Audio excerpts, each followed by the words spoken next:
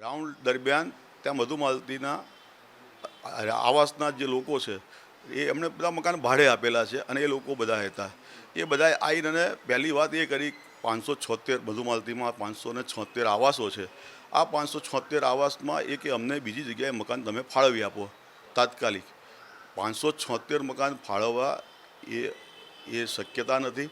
એટલે મેં ના પાડી કે 576 જણને કોઈ મકાનો આપી શકાય એવી પરિસ્થિતિ અત્યારે હાલ અમારી પાસે નથી.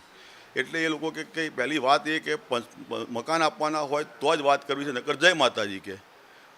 હવે જ્યાં પાણીનું સોલ્યુશનની વાત આવે છે ત્યાં આગળ એ મકાનની માગણી કરતા હતા. મકાનની માગણી એમની માગણી સ્વીકારી શકાય એવી હતી નહીં, એટલે ના પાડી. એટલે એ લોકો એમણે જય માતાજી કીધા, પણ અમે અમારી જે કરવાનું છે, જે લાઈન નાખવાનું કામ છે, એ સંપૂર્ણ અધિકારીઓને સૂચના આપી છે. ટૂંક સમયની અંદર એનું સર્વે કરીને એનું જે કંઈ કરવાની થતી હશે લાઈનો નાખીને અને અમે કામ પૂરું કરવાની પણ ખાતરી આપીએ છીએ.